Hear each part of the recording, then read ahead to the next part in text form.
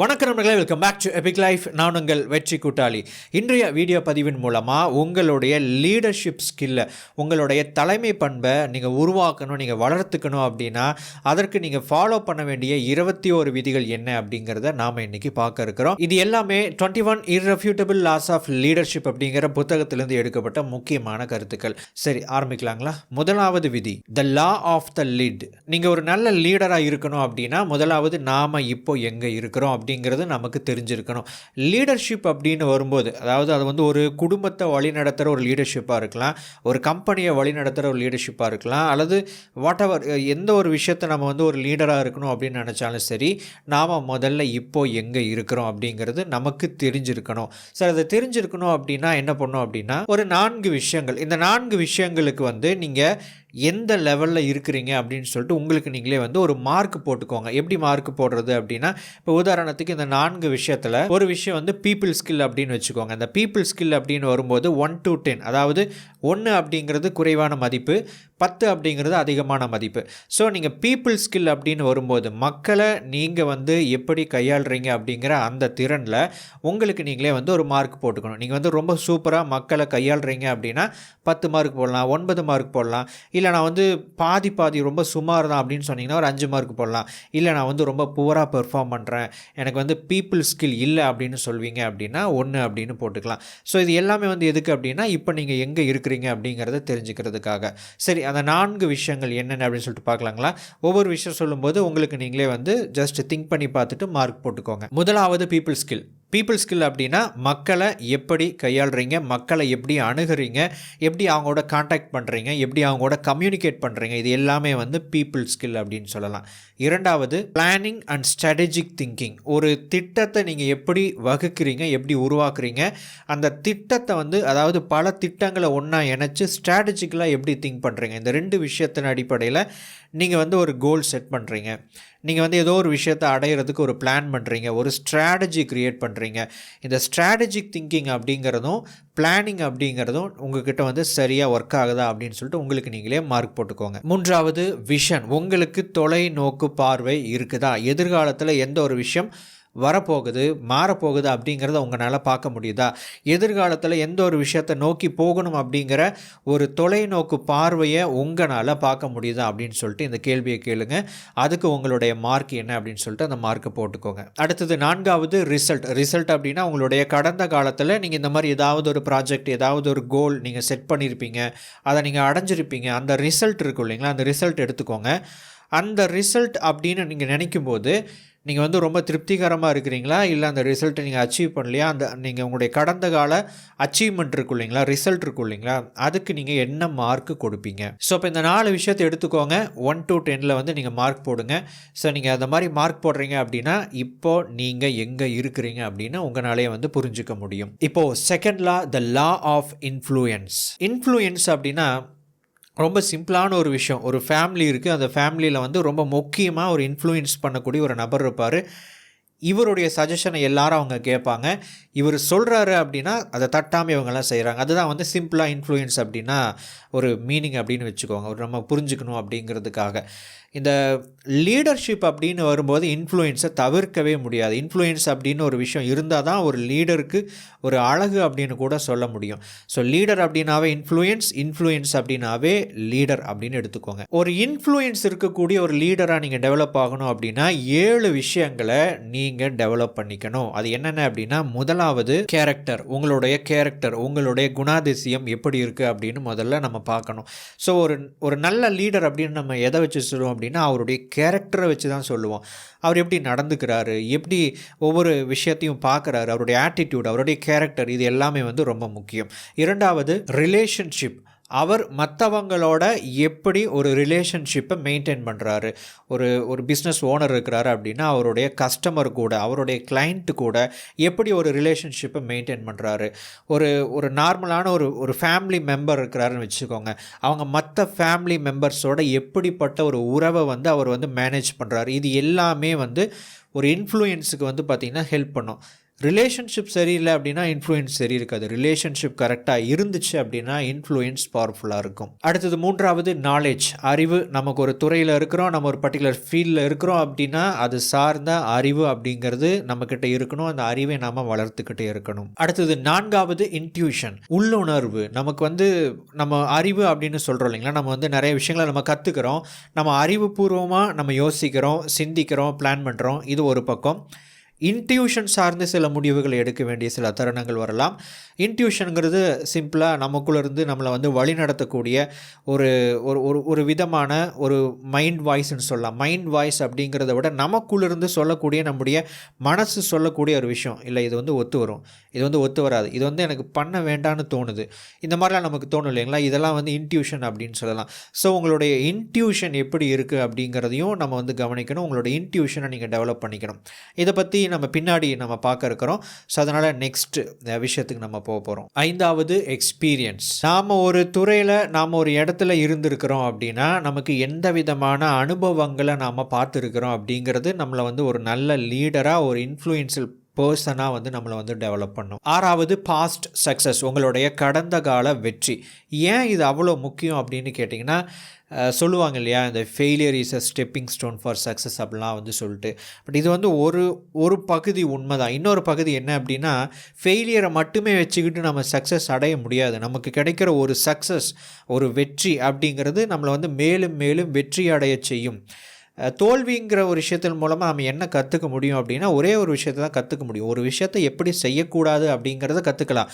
ஆனால் வெற்றிங்கிற ஒரு விஷயத்தை வச்சு, ஒரு அனுபவத்தை வச்சு எது நமக்கு நடந்துச்சு, எது நமக்கு ஒர்க் அவுட் ஆச்சு, எது நமக்கு கிளிக் ஆச்சு அப்படிங்கிறத நம்மளால் கற்றுக்க முடியும். ஸோ நீங்கள் வெற்றி அடைஞ்சிருக்கீங்க அப்படின்னா நீங்கள் மேலும் மேலும் படிப்படியாக நிறைய வெற்றிகளை உங்களால் அடைய முடியும். ஏன்னா எது ஒர்க் அவுட் ஆகும் அப்படின்னு உங்களால் உங்களுக்கு தெரிஞ்சிருக்கு, இனிமேலும் நீங்கள் தெரிஞ்சுக்க போகிறீங்க. ஸோ உங்களுடைய பாஸ்ட் சக்ஸஸ் அப்படிங்கிறது ரொம்ப முக்கியம். அடுத்தது 7வது எபிலிட்டி, உங்களுடைய என்னால் எந்த அளவுக்கு ஒரு விஷயத்தை செஞ்சு முடிக்க முடியும் அப்படிங்கிற ஒரு திறன் எனக்குள்ளே இருக்கும் இல்லைங்களா, அதுதான் எபிலிட்டி. எந்த ஒரு விஷயமாக இருந்தாலும் சரி, ஒரு பப்ளிக் ஸ்பீக்கிங்காக இருந்தாலும் சரி, பீப்புள் ரிலேஷன்ஷிப்பாக இருந்தாலும் சரி, வாட்டெவர் எதாக இருந்தாலும் சரி, அதை நாம் எப்படி செஞ்சு முடிக்கிறோம், எப்படி செஞ்சு முடிக்கிறதுக்கு எனக்கு என்ன திறன் இருக்குது, எனக்கு என்ன திராணி இருக்குது, அதுக்கு என்ன ஸ்கில் தேவைப்படுது, அந்த ஸ்கில்லை நான் டெவலப் பண்ணியிருக்கிறேன்னா, அதுக்கு என்ன நாலேஜ் தேவைப்படுது, அந்த நாலேஜை நான் டெவலப் பண்ணியிருக்கிறேன்னா, இதெல்லாம் நம்மளுடைய எபிலிட்டி அப்படின்னு சொல்லலாம். ஸோ நம்மளுடைய எபிலிட்டியை நம்ம டெவலப் பண்ணணும் அப்படின்னா, நம்மளுடைய நாலேஜை, நம்மளுடைய ஸ்கில்லை, கொஞ்சம் எக்ஸ்பீரியன்ஸை நம்ம டெவலப் பண்ணோம் அப்படின்னா உங்களுடைய எபிலிட்டியை உங்களால் டெவலப் பண்ணிக்க முடியும். அடுத்தது, இந்த புத்தகத்தினுடைய 3வது விதி என்ன அப்படிங்கிறத பார்க்குறதுக்கு முன்னாடி இன்னொரு புக் ரெக்கமெண்டேஷன். ஒரு நாளின் ஆரம்ப மணி நேரத்தை நீங்கள் சரியாக கையாள்வதன் மூலம் உங்களுடைய நாளை நீங்கள் வெற்றி கொள்ள முடியும் என் கருத்தை கற்றுக்கொள்ள த பார்ஹார் என்னும் புத்தகத்தை நான் ரெக்கமெண்ட் செய்கிறேன். இப்புத்தகத்தின் கருத்துக்களை குறைவான நேரத்தில் கற்றுக்கொள்ள குக்கு எஃப்எம் மூலம் இப்புத்தகத்தின் ஃபுல் புக் சம்மரியை தமிழில் கேளுங்கள். குக்கு எஃப்எம் பிளே ஸ்டோரில் 4.5 ஸ்டார் ரேட்டிங் வாங்கிய app, 10,000 hours of audio content இருக்கிற தரமான ஆப். இதில் பல்வேறு audio books and book summaries இருக்கு. Motivation, biography, self help, money, novels, ஸ்டோரிஸ்னு பல்வேறு ஜேர்னல்ஸ் அடங்கிய ஒரு ஆப் தான் குக்கு எஃப்எம். பல மொழிகளில் audio books and book summaries இருக்கு. முக்கியமா நம்ம சுய முன்னேற்றம் சார்ந்த புத்தகங்களோட புக் சம்மரிஸ் தமிழ் மொழியில் இருக்கு. இது ஒரு பிரீமியம் ஆப். நார்மலா 399 ரூபா ஒரு வருஷத்துக்கான சப்ஸ்கிரிப்ஷன் சார்ஜ். நம்ம எபிக் லைஃப் சேனல் லிங்க் மூலமா போற பார்வையாளர்களுக்கு ஒரு வருஷத்துக்கு 199 ரூபாய்க்கு இந்த சப்ஸ்கிரிப்ஷனை பெற முடியும். அதற்கு ELT50 அப்படிங்கிற கூப்பன் கோடை பயன்படுத்துங்க. இந்த ஆப்பை டவுன்லோட் பண்ணுறதுக்கான லிங்க் கீழே டிஸ்கிரிப்ஷனில் கொடுத்துருக்கேன். கிளிக் பண்ணி டவுன்லோட் பண்ணுங்கள். 3வது விதி, த லா ஆஃப் ப்ராசஸ் அப்படின்னா ஒரு விஷயத்தை அடையிறதுக்கு நாம் செய்கிற பலவிதமான முயற்சிகள், பலவிதமான செயல்கள், தேவைப்படுகிற பலவிதமான செயல்கள் எல்லாத்தையுமே ப்ராசஸ் அப்படின்னு சொல்லலாம். நாம் ஒரு ப்ராசஸுக்கு நம்மளை அர்ப்பணித்தோம், கமிட் பண்ணிக்கிட்டோம் அப்படின்னா நமக்கு ரிசல்ட் அப்படிங்கிறது கிடைக்கும். எந்த அளவுக்கு நம்முடைய அர்ப்பணிப்பு இருக்கோ அந்த அளவுக்கு நமக்கு ரிசல்ட் அப்படிங்கிறது இருக்கும். இந்த ப்ராசஸ் அப்படின்னு வரும்போது ஒரு 5 விஷயங்களை நீங்கள் கடந்து போகணும், நீங்கள் அதை தாண்டி போகணும். ஸோ அந்த 5 விஷயங்களை நீங்கள் தாண்டி போகிறீங்க அப்படின்னா அந்த ப்ராசஸை நீங்கள் ரொம்ப நல்லா தெளிவாக தெரிஞ்சிருக்கிறீங்க, உங்களால் அது ஈஸியாக பண்ண முடியும் அப்படின்னு அர்த்தம். சரி, அது என்னென்ன அந்த 5 ப்ராசஸ் அப்படின்னு கேட்டிங்கன்னா, முதலாவது, இது முதல் ஸ்டேஜ். அதாவது என்ன அப்படின்னா, எனக்கு தெரியாது, அதாவது எனக்கு ஒரு விஷயம் தெரியாது அப்படிங்கிறது எனக்கு தெரியாது அப்படிங்கிற ஒரு நிலை இருக்கும். இப்போது நீங்கள் ஒரு ஃபீல்டுக்குள்ளே என்ட்ரு ஆகுறீங்க, லெட்ஸே ஒரு கம்ப்யூட்டர் அப்படின்னு வச்சுக்கோங்க. ஒரு கம்ப்யூட்டரில் ஒரு சாஃப்ட்வேர் இருக்குது. அப்படி ஒரு சாஃப்ட்வேர் இருக்குன்னே எனக்கு தெரியாது அப்படிங்கிறது வந்து முதல் ஸ்டேஜ்.